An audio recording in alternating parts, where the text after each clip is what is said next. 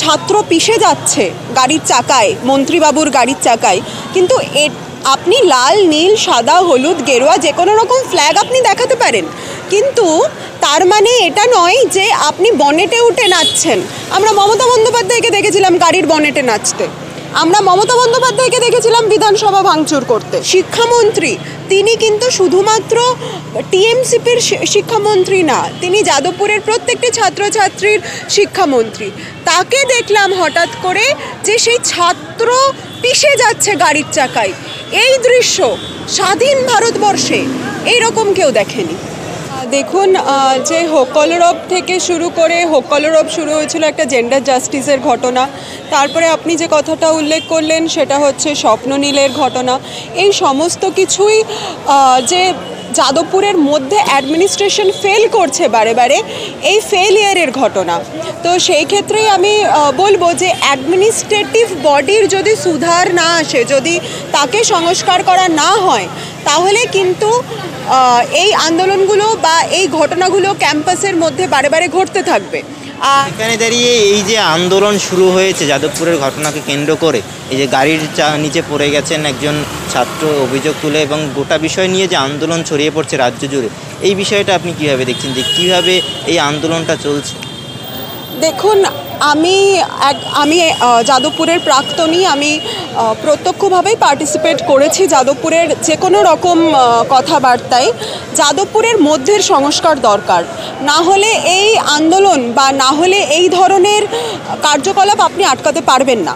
এটাও যেমন অভিপ্রেত নয় যে ছাত্র পিষে যাচ্ছে গাড়ির চাকায়, মন্ত্রীবাবুর গাড়ির চাকায়, কিন্তু আপনি লাল, নীল, সাদা, হলুদ, গেরুয়া যে কোনো রকম ফ্ল্যাগ আপনি দেখাতে পারেন, কিন্তু তার মানে এটা নয় যে আপনি বনেটে উঠে নাচছেন।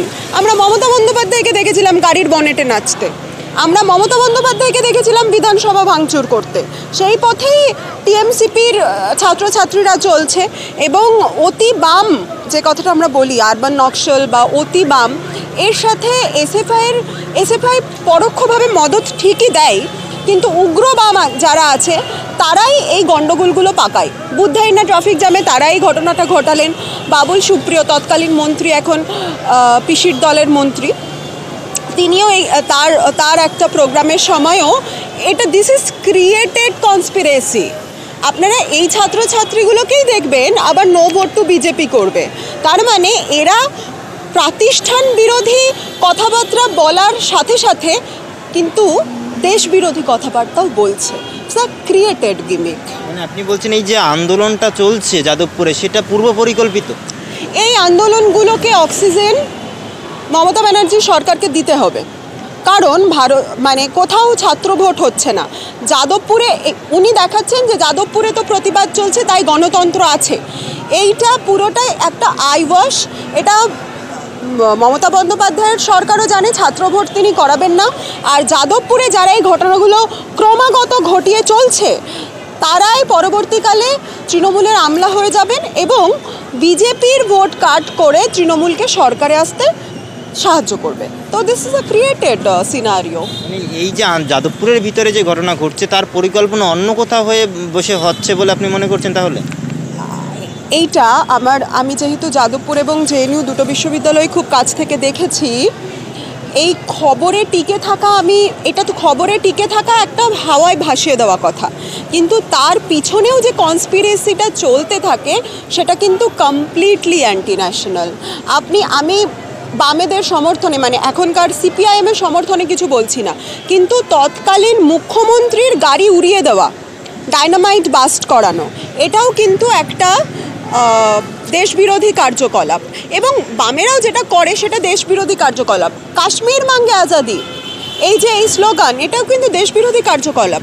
এবং ছত্তিশগড়ে যখন সেনাদের মানে ছাতি ছিন্ন বিচ্ছিন্ন হয়ে যায় তখন জশ্ন মানানো হয়, এই ইউনিভার্সিটিগুলোতে উৎসব পালন করা হয়, এগুলো কিন্তু অ্যাবসলিউটলি একটা anti national force.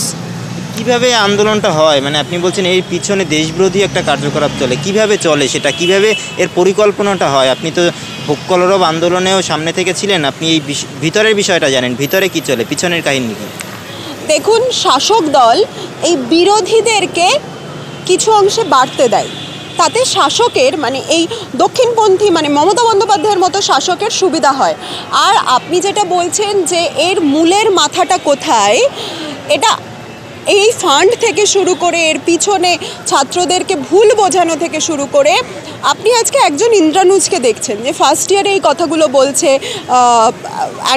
Anti national স্লোগানগুলো লিখছে, কিন্তু এই ইন্দ্রানুজের মাথার পিছনে ইন্দ্রানুজের কোন দাদা আছে, এটা খুব ইম্পর্টেন্ট এই ছাত্র আন্দোলনগুলোকে একবার পর্যবেক্ষণ করার জন্য, নিরীক্ষণ করার জন্য। যাদবপুরের সাধারণ ছাত্রছাত্রীদের আন্দোলন সেটা যদি হয় well and good and welcomed, but the thing is এটা কখনোই সাধারণ ছাত্রছাত্রীদের মস্তিষ্ক প্রসূত অনেক ক্ষেত্রেই নয়। তার পিছনে দেখবেন বেসিসের হাত, জামাদের হাত, ইভেন জেএনইউর একজন ছাত্র সংগঠনের সাথে নিষিদ্ধ সংগঠন সিমির যোগাযোগ ছিল। এগুলো তো আমরা দেখছি যাদবপুরের ক্ষেত্রে। আরবান নকশাল, অ্যান্টি ন্যাশনালিস্ট, এই উত্তরপাড়া, চন্দনদা, হিল্লোলদা, এগুলো তো এরকম অনেক কত দাদা কাকারা ঘুরে বেড়াচ্ছে যারা এগুলোকে ইন্ডালজ করছে প্রতিনিয়ত। যারা ফার্স্ট ইয়ারে বলছে কাশ্মীর মাঙ্গে আজাদি, তারা হয়তো অতটা বুঝে বলছে না, কিন্তু যারা এগুলোকে নিয়ে বলিয়ে নিচ্ছে তারা কিন্তু খুব সুড মাইন্ডেডলি এই অ্যান্টি ন্যাশনালিজমটাকে প্রিচ করছে। কোথা থেকে আসে তাহলে ফান্ডের কথা বললেনই, মানে এই আন্দোলন চালাতে কীরকম ফান্ডের প্রয়োজন হয় এবং সেই ফান্ডের উৎস কী, টাকার উৎস কোথায়? দেখুন, যেটা সাময়িকভাবে দেখা যায় ক্রাউড ফান্ডিং করেন, কিন্তু অধিকাংশ ক্ষেত্রেই এর একটা হিডেন সোর্সেস থাকে বলে আমার মনে হয়, কিন্তু আমি প্রত্যক্ষভাবে এই হিডেন সোর্সের কথা জানি না। সেক্ষেত্রে আপনি 2014 হোক কলরব আন্দোলনের সঙ্গে ছিলেন, সেই সময় নারী সুরক্ষা, শ্লীলতাহানি এই ধরনের বিষয়গুলো উঠেছিল। সেই সময়ের আন্দোলন আর আজকের আন্দোলন এই দুটোর মধ্যে মিল বা পার্থক্য কিছু দেখতে পাচ্ছেন? দেখুন, মিল যেটা আমি বলবো, মিল আমি এই আন্দোলনটা যেহেতু প্রত্যক্ষভাবে আমি ক্যাম্পাসের স্টুডেন্ট নই, আর তো সেই ক্ষেত্রে আমি বলতে পারছি না কি মিল, কিন্তু যেটা বেমিল বা গড় মিল সেটা হচ্ছে এটা একটা অধিকাংশ ক্ষেত্রেই চেনা একটা চিত্রপট। ছাত্রছাত্রীরা হঠাৎ করে গাড়ির নিচে চলে আসছেন কি করে, তারা হিউম্যান চেন করবেন নিশ্চয়ই, কিন্তু এই অতিবাম সংগঠনের কিছু অতিরিক্ত তৎপরতা সেটাও কিন্তু এই আন্দোলনের চোখে দেখতে পাচ্ছি। এই যে সিপিএমের তরফ থেকে বলা হচ্ছে তৃণমূল বিজেপির সেটিংটা স্পষ্ট হয়ে যাচ্ছে, সেটা তো আপনারা সিপিএমের সমালোচনা করছেন, এই আন্দোলনের সমালোচনা করছেন, তাতে তো আরও স্পষ্ট হয়ে যাচ্ছে যে বিজেপি আর তৃণমূলের কোথাও একটা সেটিং রয়েছে। সিপিএমের কথা, বিজেপির কোনো সেটিং নেই, বিজেপির কখনোই সেটিং ছিল না।